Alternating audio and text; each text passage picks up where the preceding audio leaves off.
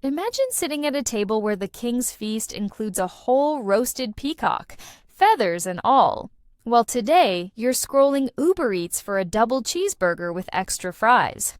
How did we go from golden goblets of spiced wine to sipping soda from a can? Stick around, because we're diving into the wild world of medieval royal dining and pitting it against what we eat today. Trust me, you'll never look at your plate the same way again. Welcome back, food fanatics. Today's menu is a clash of eras. The lavish feasts of medieval kings versus the convenience-packed meals of the 21st century. Were the royals really eating better than us, or were their banquets just a fancy facade? We'll break it down, taste, prep, nutrition, and some jaw-dropping surprises along the way. Let's dig in. First up, picture this. It's 1350, and you're King Edward III of England. Your table's groaning under the weight of food, literally. A single feast could feature 20 courses, from swan stuffed with herbs to a boar's head decked out like a centerpiece. These weren't just meals, they were power moves. The more exotic the dish, the more you flexed your wealth. Peacock, anyone? They'd roast it, then stitch the feathers back on just to show off. Taste? Secondary.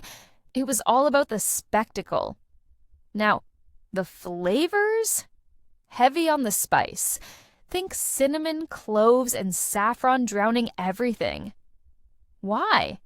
Spices were worth more than gold, so piling them on was like eating money.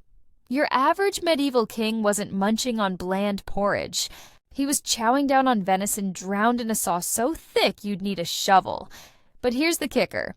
No forks. They used knives, spoons, and their hands. Imagine tearing into a greasy pheasant leg while your velvet robe gets a new stain. Classy, right? Oh, and the drinks. Mead, fermented honey wine, and spiced ale flowed like rivers. Wine was a staple too, often mulled with fruit and herbs. But don't romanticize it too much. Sanitation was a nightmare. That goblet of wine, probably shared with half the court, germs included. And the food?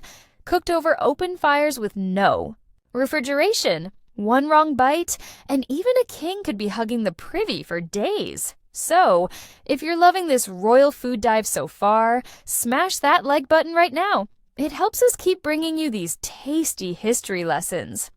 But how does this stack up to today? We've traded castles for condos and banquet halls for drive-thrus.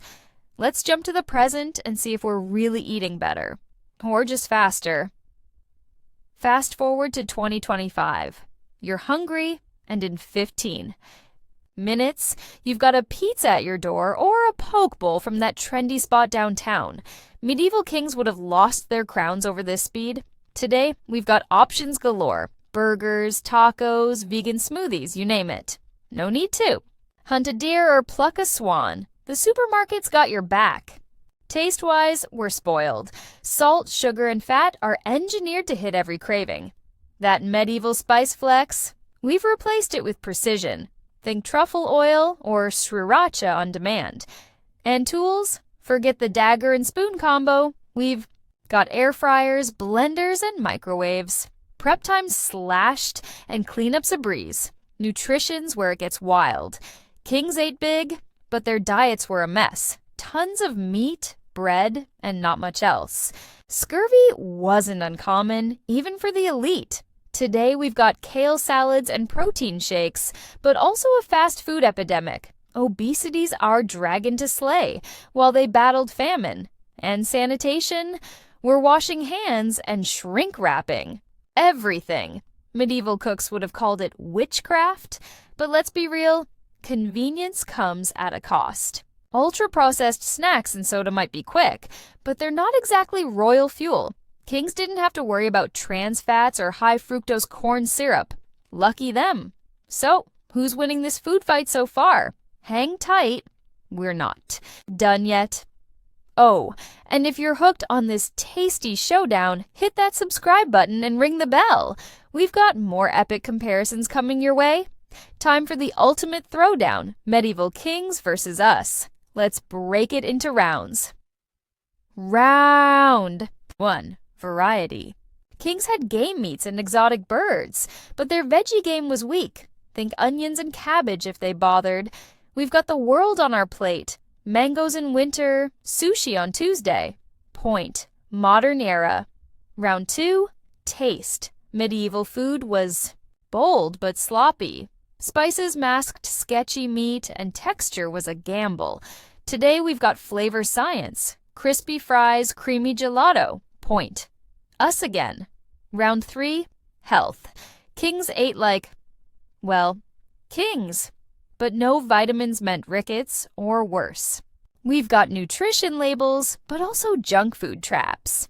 Call it a tie. Different problems, same stakes. Round 4. Vibes. A royal feast was a party, minstrels, jesters, the works. Modern dining, cozy Netflix nights, or Instagram flexing at brunch. Kings take this one for sheer drama. So, the scores? Tight. But here's the twist. Medieval kings ate to impress, while we eat to live, or sometimes just to TikTok it. Their food was a status symbol. Ours is a lifestyle. Who wins? You tell me. Drop your vote in the comments. And there you have it. The feast of the past versus the meals of today. What's your takeaway? Would you trade your takeout for a Swan roast, or are you team modern all the way? Let's keep this convo cooking below. I read every comment. If you enjoyed this, give it a thumbs up, subscribe if you haven't, and share it with your foodie friends. Next time, we're tackling something even juicier. Stay tuned. See you in the next one.